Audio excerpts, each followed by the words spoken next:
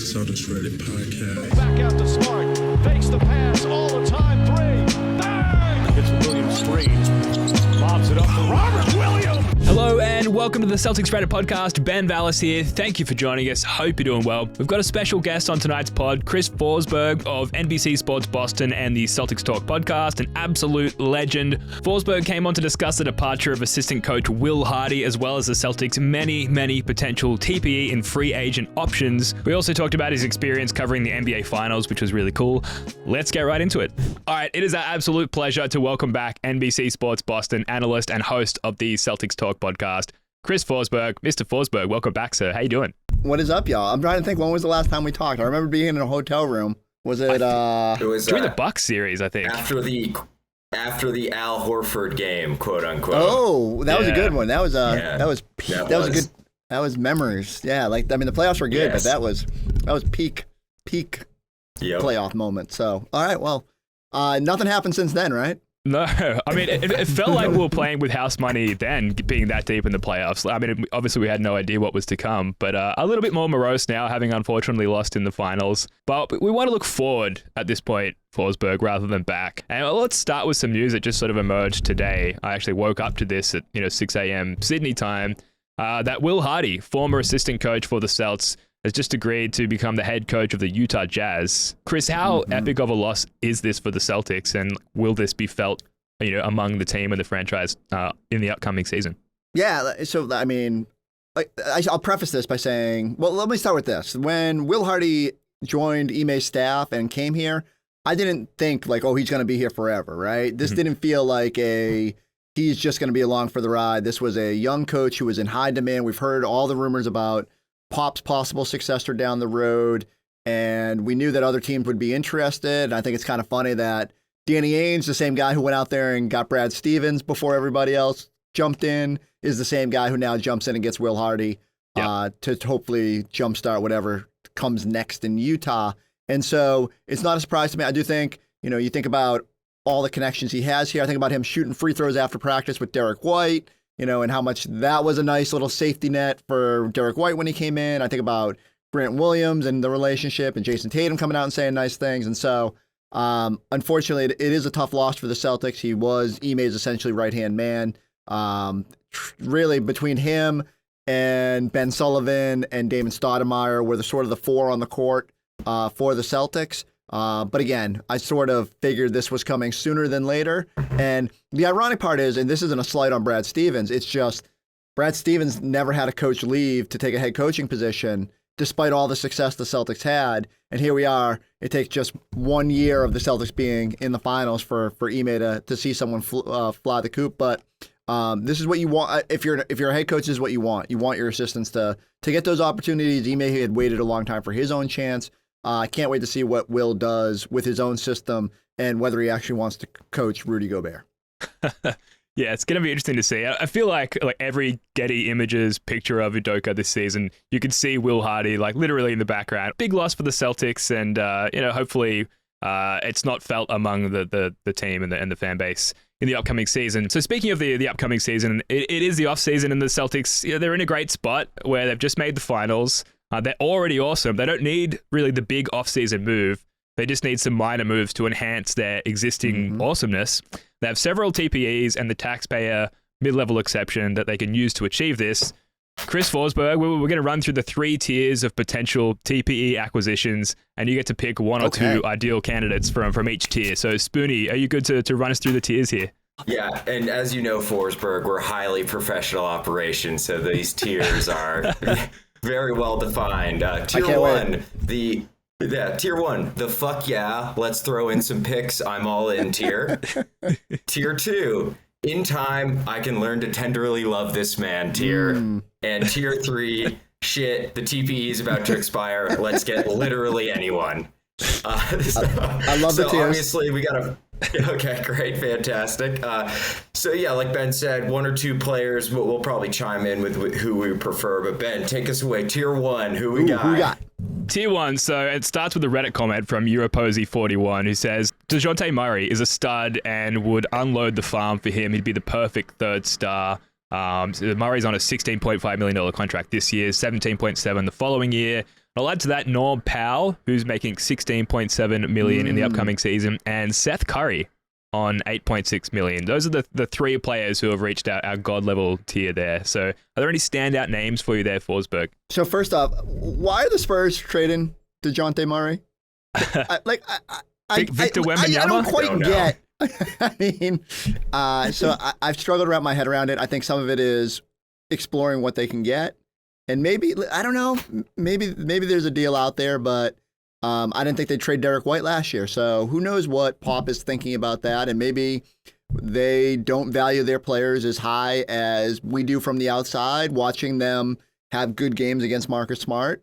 But I guess that's where I'm at. Like, I love the idea of Murray. I do think there's a whole bunch of redundancy, like what happens then with Smart and White and Peyton Pritchard and further down the line. But certainly when you're coming off of playoffs where the number one issue is ball handling, you have a thirst for a player that can handle the ball. And I'm not sure he's like, otherworldly, but he's big and he does a lot of the things and passes well. And I think it's easy for Celtics fans to fall in love with him. Even if you offered the Spurs 3 first-round picks, are they taking that? 3 picks that are going to be 25 to 30 for the next 5 years, hopefully, fingers crossed, if you have a DeJounte Murray next to Jason and Jalen. So I don't know. I don't think that happens. I have the Curry again. Like, what is Philadelphia trying to cut cash at this point? Having I guess I don't quite know the reasoning. And who is number 2? Norm Powell from the Clippers, who they're going to make a strong run this year with everyone coming back healthy. So you'd think they'd want to hold on to Norm Powell, but it does technically fit into that TPE. What is? I mean, does Steve Ballmer have an unlimited pit of money? Because it seems that way, yes. I feel like, oh my God, they have re-signed everybody. Every time I try to start thinking about how cool it would be to get a Clipper, they re-sign him or say they're not moving him, and so. You could throw, I'm sure we'll get to Luke Canard at some point and Isaiah Hartenstein and all that. But yeah, I don't know. I guess it feels like the Clippers are just going to bring back everybody, at least for 1 year, and see how it goes. And then maybe a year from now we can get a little bit more serious about them actually moving somebody. Am I crazy? Am I crazy on all those 3? No, I'm actually with you. I really don't love it. I think Seth Curry's probably my favorite target out of that, but he's on the Nets now, and who knows what the hell's going to happen with the Nets, right? Yeah. So who the hell knows? Like, maybe they just pivot and go to a rebuild. Seth Curry's a little older than everyone kind of thinks, so maybe they're just send him into a TPE, cut that salary, and figure something out on the fly. Because Lord knows. No one, not even Kyrie Irving, knows where this song is going next. But I'm with you on Murray. You just made the finals. Like, that is a insane. That's not a reshuffling of the team. That is fundamentally changing a finals team. And I'm just way too risk adverse with that, especially if you add in, like, I saw today the Spurs want 3 firsts and 2 swaps or 4 first round picks. I mean, that just seems like such a high price for a guy that. He's better than Smart. But is he that much better? I don't think he can play with Smart, or I don't think that's an optimal fit, and definitely not with Derek White. So then you're trading Marcus Smart all of a sudden after he finally starts at point guard and gets you to the finals. I don't get the hype for the Murray deal at all. So I'm with you, Forsberg. My brain it couldn't even process that Seth Curry was on the Nets. So clearly I am rusty from even though that was one of the teams the Celtics went through. So take me to tier 2. Like who do we got in the washing away our sorrows because we couldn't get the big fish. All right. So these are going to be a lot of names we've been seeing flying around lately. Alec Burks, Kyle Kuzma, Dylan Brooks. This is my personal pet project here, the guy I really want. PJ Washington, Kevin Huerter. Ben put Ish Smith on here, but I don't think we need to dignify that with a response at all. Oh, come on. Yeah, can I add a few more to that, Spooney? Oh, please, yeah. Oh, yeah, you got it. So Josh Richardson, Chetty Osman is another one. Marcus Morris, bring back Mook, bring back Jay Crowder, and I've added Justin Holiday to that list as well. So big list of names. Okay. Really, tier 2 is really probably where we're going to nab someone here, I think. So this is really like the primary list of potential acquisitions. But anything jump off the page for you there at all? So I know I get the Alex Burke stuff. Like I guess the rumors out there today, obviously about the Knicks, and they clearly want to shed cap space to go after Jalen Brunson, and so it's easy to kind of understand the motivation there. Maybe if the cost was low, but all right, you're paying $10 million. What do you get? He rebounds well. I just don't know if what I keep finding myself coming back to, whether it's with the mid-level or with the TPEs, is that it's hard for me to sometimes to justify the player over what you've already got. And so I can find a bunch of point guards that I really like. And actually Ish Smith is on that list just based on how much he kills the Celtics, and only the Celtics, right, evidently, when I looked at his numbers. Yep. But then I say, well, wouldn't you just rather play Peyton Pritchard? And I can find another undersized shooting guard, and I'm like, well, you should just play Derek White. And I can find a 4 who, doesn't have quite enough size, and I say, well, just play Grant Williams. So I keep coming away a little bit leery, but I want to hear the pitch for PJ. So I think right now he's an excellent three-point shooter for his size. I think he's strong enough that he can guard centers, and play with Rob Williams. That allows Rob to stay in a sort of free safety role. He's somewhat switchable. He's switchable enough, I'll say.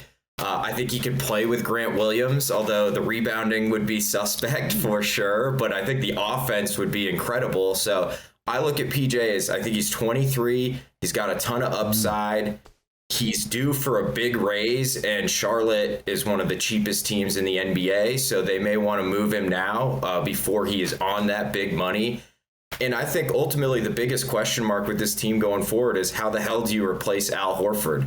Grant's great. Yeah. I still think you need another guy, because if Grant moves into the starting lineup, then you got to fill that spot. And Grant played a super important role in the playoffs. So I just think PJ, young, upside, has kind of that skill set other than the passing to replace what Horford does. Maybe not quite as good as Al, but he's a decent facsimile other than the passing. So that's my pitch on PJ.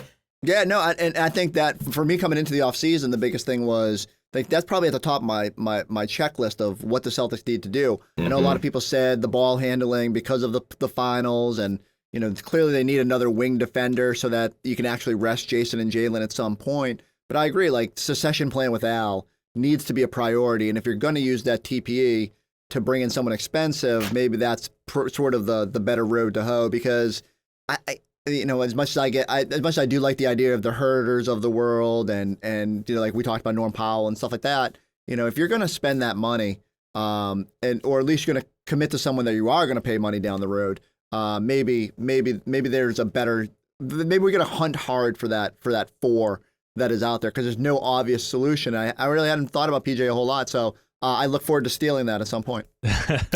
please credit Spooney if you use that one on TV. That'd be hilarious.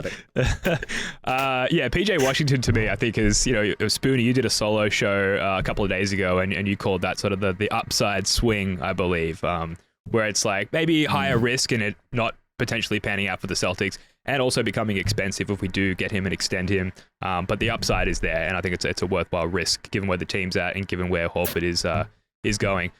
Tier 3, and a reminder, this is called the shit the TPE is about to expire. Let's get literally anyone tier. A few names here I'll run through.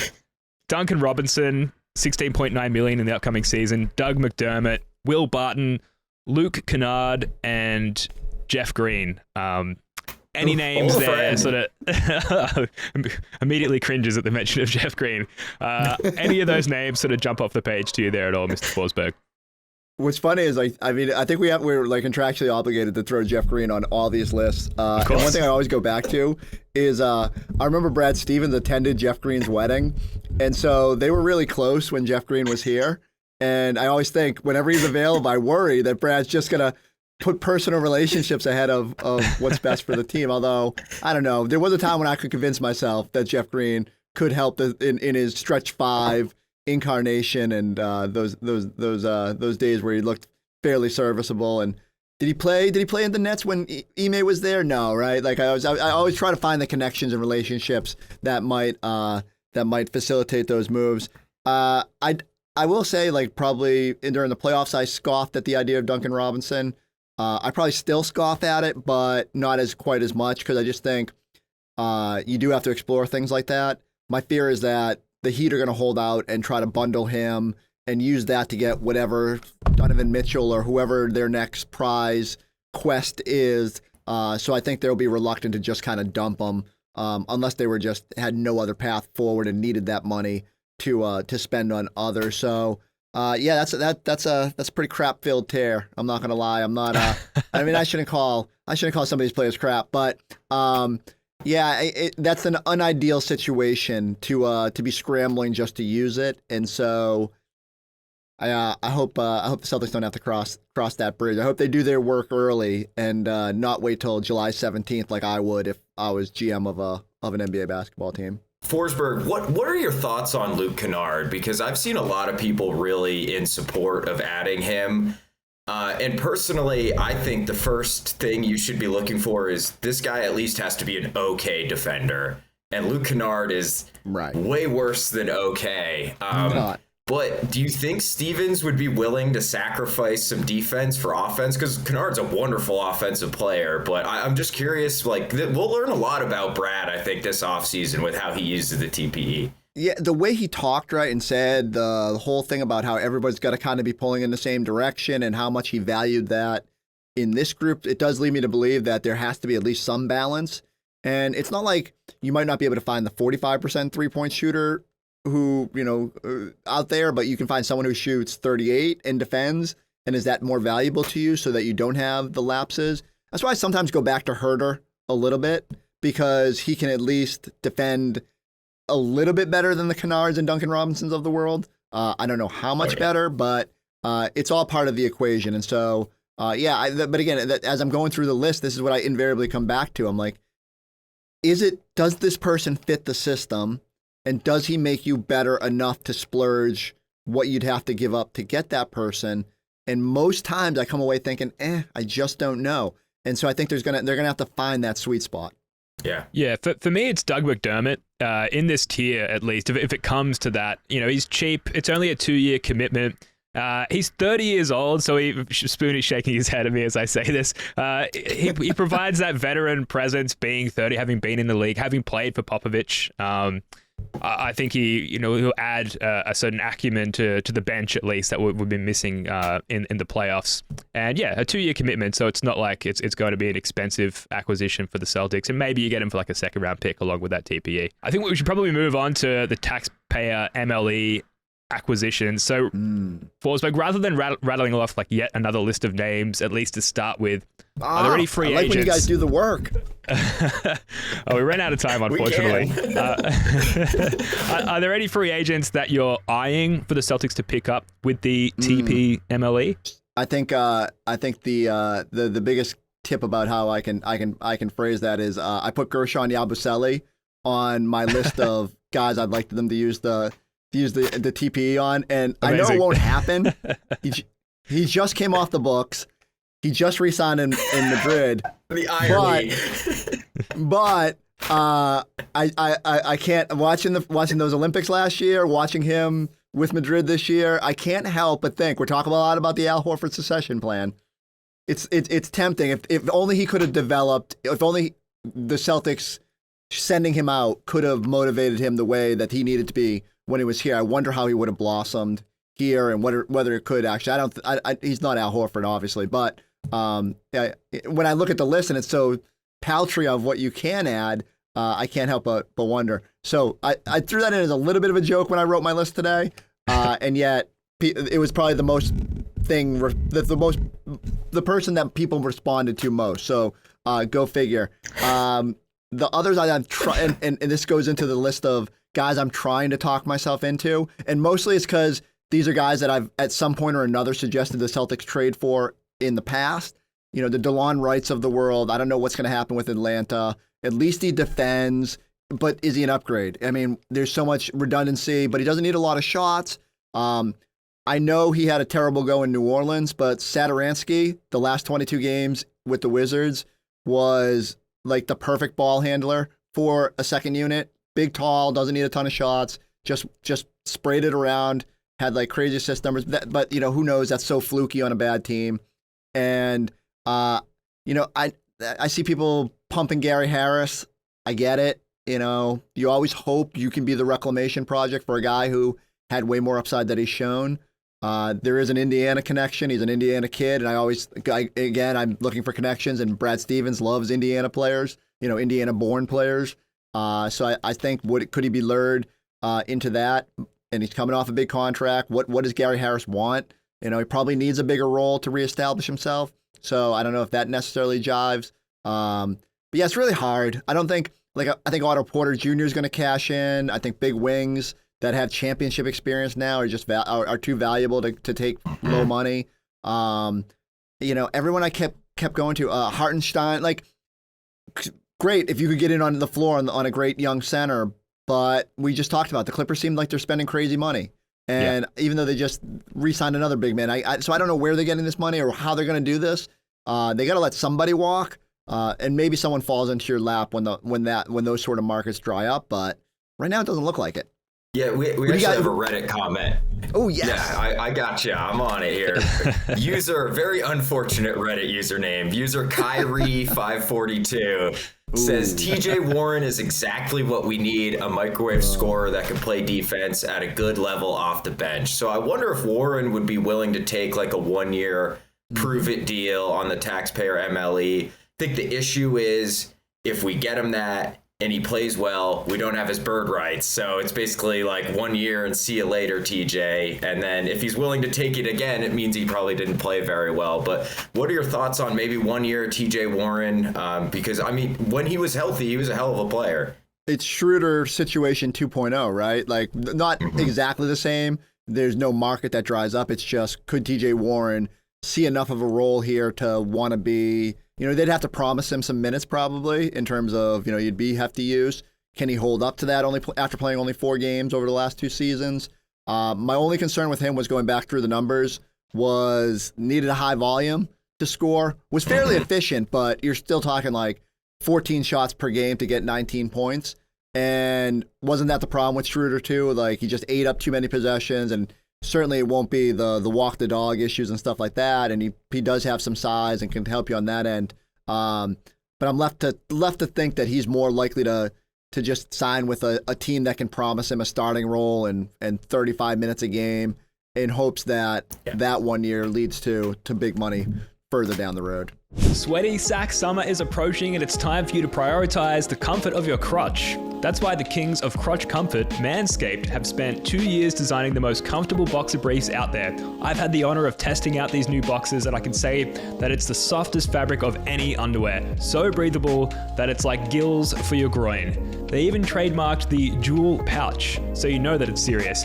I think it's time you invest in your family jewels, so let your bulge breathe and get 20% off plus free shipping by using the code CRPOD at manscaped.com. I've switched up my rotation. I'm now in Manscaped boxes 7 nights and 7 days a week. Not that you wanted to know that, but anyway, let's say you're on a date and your partner catches that Manscaped logo on the waistband of your underwear. It's almost guaranteed to raise some eyebrows and act like a billboard on the highway to Pleasure Town. This is thanks to their Lawnmower 4.0, the best electric trimmer for below-the-waist grooming. This trimmer offers skin-safe technology designed to trim hair on loose skin. Outside of just ball trimming, they're now focusing their efforts on helping out your thigh slappers in other ways with the game-changing boxes. These boxes' features include the Jewel Pouch, a pouch designed to cradle your boys in their own special space, lined with perforated, performance fabric to keep them well ventilated. Basically, just imagine your balls sipping pina coladas, chilling on a hammock on some tropical beach somewhere. The micromodal fabric is buttery soft and breathable, keeping your cucumber cool. Walk, run, strut, these moisture-wicking boxes breathe without breaking a sweat. The tagless waistband hugs your body without digging in, and it lays flat against your skin to reduce chafing. And the front fly opening gives easy access and makes bathroom breaks quick and efficient. You can choose from an arrangement of designs and colors, and sizes range from small to 3XL. So if you want to support yourself and support the podcast, get 20% off and free shipping with the code CRPOD at manscaped.com. That's 20% off plus free shipping with the code CRPOD at manscaped.com. Once the boxes 2.0 touch your sack, you'll never go back. A couple more names. Malik Monk is a free agent. Maybe, he's poisoned from his experience with the Lakers. He could be gotten cheaply and just wanting, a better outlook on life, coming over to the good side and moving away from the dark side there from the Lakers after that terrible season. Kyle Anderson is a name that's been thrown around for several years now, slow-mo, and Tyus Jones as well. I think would all be gettable with the TP MLE. So I don't know. Did any of those names jump out to you? I don't know about that. I think both Tyus and Kyle Anderson will go higher than the taxpayer mid-level. I think someone will splurge based on Tyus doesn't turn the ball over ever, and was still young and just has so much upside. Kyle Anderson is just, again, guys who can play two-way wings. It just feels like there's such a premium, and I think everyone's sort of figuring it out. And so I think they'll just invariably be somewhere above the level the Celtics can get to. And then Malik Monk, the one thing the Lakers didn't get wrong. So I don't know. I feel the same way when people bring up KCP and Kuzma, and it's not the worst ideas, but I don't love them at face value. And yet, Celtics clearly need a little bit of size, and I'm intrigued by anyone who has some size and versatility. Yeah, so do you think there's anything because we've seen this with near championship teams and certainly championship teams in the past, where once they hit that sort of upper echelon, the top two teams from the prior season, they kind of they're a bit more appealing to free agents, and we might see guys signing a little bit less money to be a part of that team. For those sort of Tyus Jones, Kyle Anderson level players, do you think there's anything to that, or are they just at a point in their career where they're just going to take the money no matter what? I don't know. I think there's certainly players definitely hit a point in their career where that becomes a priority. I just think it's a little bit more on the north of 30 side where you start saying, okay, I'm willing to take less money. I think they're still in a spot where, and Kyle Anderson had a decent contract last time, but, what matters to him right now might be more role and ability to ramp up his number than necessarily chasing a title and being a role player. Now, could you promise him he's the Al Horford succession plan and that he's going to play good minutes because Al's not going to play more than 25 minutes a night, even though we know that's not going to, they're going to still play him 30 minutes? Maybe. I would certainly, if I'm Brad Stevens, that's the pitch I'm making. Yeah, sure. But I just don't know if it's enough when some team could swoop in with the full mid-level exception. Yeah, and actually it's interesting, all this talk about the TPEs and the MLE. We actually have heard from Brad and Ime that internal improvements is their biggest focus on the offseason. It almost seems like, to me, they're more banking on some of these younger guys to get better, I think, starting with the Jays, who are both very young still. So what do you think, the most improvement, what will we benefit the most from? And I've got three options for you. The Jays improving their game. Okay. I love when you get options. Sort of the bench, fulfilling their potential, like Grant Williams getting better, Peyton Pritchard, Derek White fitting in better, or obviously Nesmith reaching the GOAT potential that he has and becoming the next MJ. Why not a confluence of all three? I do think, and I got to give, I'll give Scal credit on this. He was the one screaming before last season. Nothing else really matters beyond the Jays improving. And sometimes it does feel that way, right? Like if Jason Tatum makes more shots in the NBA Finals, it probably plays out differently. And if, so ultimately I do think the best thing for the Celtics moving forward is if they can continue to incrementally improve, that's a huge thing because they're already, obviously inside the top 20 of players in the league. Tatum's obviously at a different echelon now based on all of his jumps this past season. So that would be huge for this team. If those guys were both top 15 definitive type players, there's nothing that can beat that for a championship caliber team. I do think you need more from your bench. I think they've shown themselves capable. There were certainly times during that season that we yearned for more Pritchard just to sort of let him learn through the bumps in the road. So I am eager to see how he improves. And, it's hard to hold Grant's season against them. I mean, he was great in the corner. He embraced that role and kind of figured it out after some roller coaster from the bubble 5 to, too heavy on the following year and slimming down this year. But certainly he can continue to improve and find a way to be impactful. Still a lot of questions about, what his ceiling is and what his ideal role will be. Is it a high-level bench player, or can he be, part of the Al replacement plan?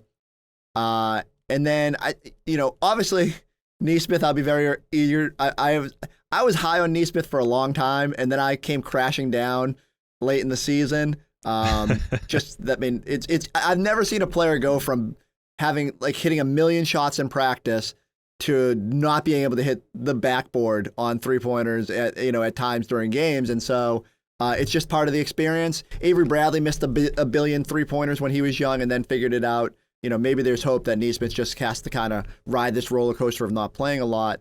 I would throw in a fourth option, which is just like what becomes of Robert Williams, and you guys know my feelings on that. But if Rob, who already made huge strides this season, if he has another huge leap this season, and you've got 3 legitimate superstar level players, all-star level players, then that really changes the calculus for the Celtics. Then you don't need Jason and Jalen to maybe make another huge incremental leap if you have 2 very high level co-pilots in Rob and Marcus. Yeah, and Forsberg on Nesmith, all I'll say is the night gets darkest before the dawn.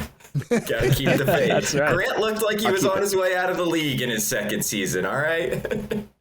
Yeah, and it does the Nesmith, if he could just learn to shoot like he did in college. Obviously, that's much easier said than done, but it does kind of address all of the previous points. If Nesmith can shoot, that's us filling out the bench. If Nesmith can shoot, suddenly we're addressing major spacing issues that we exhibited, particularly in the finals. And if we just have one of those guys who can just zip off pin down screens and jack threes for 15 minutes a game, I feel like that solves so many problems. And it certainly makes, I think, the 3 of us who are really the champions of, among another crowd of people, the champions of Aaron Nesmith. That would be very vindicating, I think, at this point.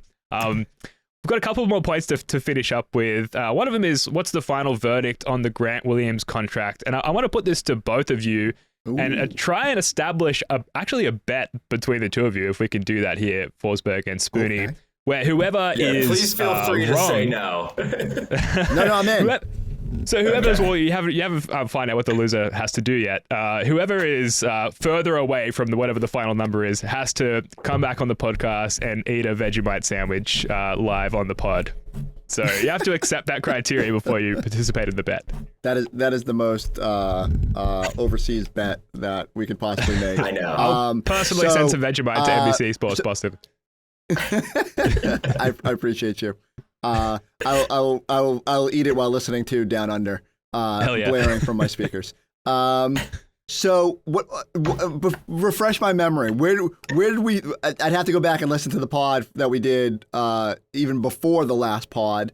When I was probably too low, I probably said 410, 411, and I think that number goes up now. I think I've had some people push back on me saying you can't ask for more money than Rob based on Rob's impact, but Grant's been healthier, and the market for 3-and-D wings is pretty beefy. So, one, I would say, I think it's more likely than not that it probably doesn't get done this offseason, because I think Grant could bet on himself, and I think the Celtics have to tread a little bit more cautiously than they did with Rob and Marcus. But if it does get done this summer, then I'd probably see the Celtics getting up to 413, 414. So whatever that, quick math does out. And so if they did 456, and maybe Grant has to come down a little bit, and maybe the Celtics have to go up a little bit to get there, and there would be some serious people being like, "Oh my God, you just gave Grant Williams average of $14 million a year." But I feel like that's probably the sweet spot. So I'm gonna go there. Spooney? Okay, so I believe when we first discussed it, you were at $9 million a year, and I said I'd give Grant 12. So 4 times 14, I'm doing the math right now, is 56. Yeah. So we'll say 4 for 56, 14 a year. I'm going to go. So when we talked in the playoffs, we were like, man, he might get 60, because I think it was right after one of his best games of the playoffs. I will go 460. I will go 460, so 15 a year. Woo. And then we may have to wait a year to find out, because I think you're right, Forsberg. I don't think it makes sense for Grant Williams to sign an extension this offseason, but so this might be a long-term bet here we got going. and isn't it remarkable that I've come up that far? That I was thinking, because at that point when we were talking about it, still the regular season, and as good as he was in the corner, there was still some volatility with his play. He showed me a lot during the postseason, whether it was guarding Durant, taking turns on Giannis. It was unfortunate that he did disappear a little bit in the finals, but the whole bench did, so I can't like totally crush him for that. Would have liked to have seen him maybe be a little bit more impactful against Miami, and especially with the Adebayo relationship and how much that seems to motivate him. But all things considered, like if we had said that Grant Williams was going to become a legitimate three-point threat and, you know, can get under the skin of players like Durant, I think we would have taken it. And so I'm a little bit leery. I still think I'm probably shooting a little high on the number, but you know, like, look, especially as when we start seeing some of these contracts that come out on Thursday, we're going to be like, oh my God, you know, player X is getting that. And if you truly believe he's your PJ Tucker of the future, then, you know, you might just have to pay to play. Well, look, someone's going to be eating a Vegemite sandwich on this podcast. Yeah, it Sorry, just came out Spence. PJ Tucker's still going to get like $10 million a year, and he's like 40 years old. So, I mean, that's just how valuable those types of guys are. But before we wrap up, Forsberg, we want to know, the first time you were on the pod, you told us a story about being in the locker room in 2008, running around with a camcorder. And so this time you got to cover the NBA Finals for the Celtics as their anchor. So anyone who's anyone was at the Finals. Most importantly, Ben and I. In your life. So, I mean, how like, tell us how amazing it was. I mean, is that like the pinnacle of your career up to this point, or? It was pretty cool. I think the run as a whole, because of how unexpected it was, made this a little bit more satisfying. And I'm sure I said it when we, 2 pods ago, like there was something to just savoring it because it felt so improbable and so, out of nowhere that this came out of. So I always kind of tried to step back, and it's hard because expectations went up every few weeks. And I was the guy saying like, it doesn't matter if they get to the finals. And then by the time they got there, I was like, they got to win this thing. You don't get these opportunities. And so it was great. I've never been a part of something where the travel has been so crazy. I mean, we did a lot of air miles, and I don't have that private plane life like the Celtics, and so JetBlue got a lot of business as I was crisscrossing the country. But it was super fun, and I kept telling my family this. It was like, it's hard because it cuts into a little bit of the summer and seeing your family and all that. But the flip side is these seasons just don't come along. And so I tried to embrace every second of it and just have fun with it. Abby jumping on the pod in like midstream because we're like, we should just pod after every game and like see how it goes. And she was just like a firecracker at midnight. And it was some of the most fun stuff we did. And it was always like off the rails. And so I had so much fun on this run. I mean, them sticking me outside the Garden and people whipping me in the head. I mean, poor Ben got to see how locked in I am. I'm like, I'm doing these hits, and I just like, and people are, and first off, people are super kind, and like, because I like, you go on Reddit and you like, everyone just hates me, which is cool, except that's true. Then you meet people in person, and they're sweet as gold, and it's like, it's almost like jarring. Like people say really nice things about you, and I don't know what to do. So shout out to every single person that came over and said thank you. Or just like said hello and said, and said nice things about the coverage. I don't need thank you. And there's nothing I'm providing of that, like, is of actual heavy burden lifting. And also shout out to the people that whipped me in the head with towels. You at least, everyone, my family thought it was funny. Some people feared for my safety, but it was an amazing experience overall. And I really hope they do it again at some point. Like you just, to bring it full circle as I ramble, when I covered it in 2008 and they won, I was like, wow, this is cool. Then they went back to the finals, game 7 and 10, and then they almost did it in 12. And me and Mike Gorman talk about this all the time. It's like, for him in the 80s, you just like, oh, this is cool. This is what they do every year. And then you had to go 10 years without experiencing something like that, and the uncertainty of it, whether you get back there and when. And so it's just really cool that it came about the way it did. And that's why even amid all these stupid Kevin Durant trade rumors, it's been fun to just kind of step back and be like, you know what's cool? You got the dream. You got 2 sub-25 stars who are kind of went through it all and are trying to deliver you to this promised land. And, hopefully they figure out how to do that, because it's when they play to their potential, and I don't think they ever really did in the postseason, it's amazing to watch. Yeah, absolutely. It really is a fan's dream. How was it for you, Ben? I think I spent more time in the air on a plane than I did on the ground in Boston, but totally worth it. I did get COVID while I was in America. Again, completely worth it. Welcome. You're welcome. Thank you. The American experience. There's a parting gift to the visiting Australian. But look, Spooney and I, we talked about it on the pod, but we had like one of the best days of our lives. All day in Boston leading up to walking into the Garden. And then seeing that Game 3 win, it was just, it was incredible. I managed to, when I walked past you, Forsberg, heading into Game 4, restrain myself from whipping you with a towel. It was hard, but I managed to restrain. Just quickly before we go, I've heard from the media perspective, the NBA kind of swoop in and take over when it comes to the finals, whereas it's more sort of like local or regional coverage for the earlier rounds.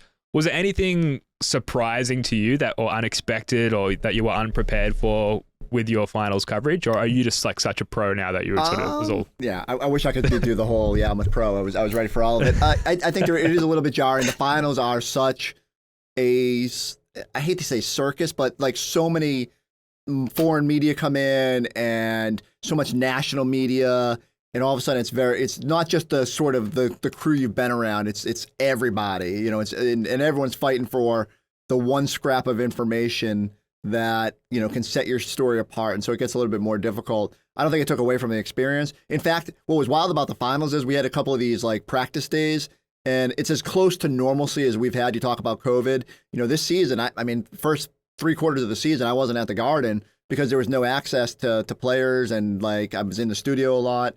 It finally loosened a little bit in the finals, and that was refreshing to be able to have a one-on-one conversation, even if it was 2 minutes before a German reporter swooped in and grabbed Daniel Tice or whatever. So I enjoyed that aspect of it, and it was nice to see the little bit of the normalcy there. And I hope that means that, I feel like for the better part of 2.5 years now, I've been writing nothing but really bad stories. And so hopefully, I can't, no promises, they'll just go to like slightly mediocre instead of just being really bad. Now that I can hopefully talk to players moving forward, but we'll see. No, let's get through any more COVID waves and such before I get too excited. Absolutely. And look, we've said this too on the podcast before, Forsberg, but very much enjoy your writing and your coverage at all. So I don't agree with the sentiment that there's hate for you on Reddit or anything like that. We really enjoy your stuff. And you mentioned it before. Hate me. Hate me. Abby, well, certainly not us, and certainly not our listeners. Sweet as gold. We agree. And look, Abby coming on the Celtics Talk podcast, like that was, like you said, she was a firecracker. And you guys clearly have really good chemistry that were really fun to listen to. We will wrap up there. We're running out of time. Chris Forsberg, you're always so generous with your time and your thoughts. I think this is like your 3rd or your 4th time on the podcast. We're going to have to start paying you at this rate. Thank you so much for coming on. Really appreciate it. Ooh. Vegemite sandwich for everybody. That's right. Yeah, we only pay in Vegemite. Thank y'all. That's going to do it for this one. Thanks again to Chris Forsberg and, of course, Wayne Spooney. There was one thing we had to cut for time that I'll just touch on really quickly, and it was based on a Reddit comment by Fredden NH, who said, Jaylen Brown, we love the living shit out of you. I wouldn't want to trade you straight up for KD. So what I was planning to ask Chris Forsberg was, is there a genuine risk of souring Jaylen Brown's relationship with the team if between fans and the media, Brian Scalabrine most recently, they're making all of this trade Jaylen noise, after making the finals. So let us know your thoughts on that in the comments. I'm interested to hear what people think about that. Personally, I think if you factor in the kind of person Jaylen is, And the fact that he's kind of slotted in as the second fiddle to Tatum, the fact that he actually played pretty well in the finals, really well in fact, arguably our best performer in the finals, and the fact that he's only 25 years old, I think you can safely assume that he could be impacted by those remarks, like more so than like your average NBA fringe star or NBA player. I don't know if you can do anything about it. I think it's just part of the business, but just something that has me worrying as a Jaylen Brown fan. So let us know what you think. Anyway, thank you for listening. We're going to be cranking out the content this offseason, so stay tuned for that. Until then, go Celtics. Peace.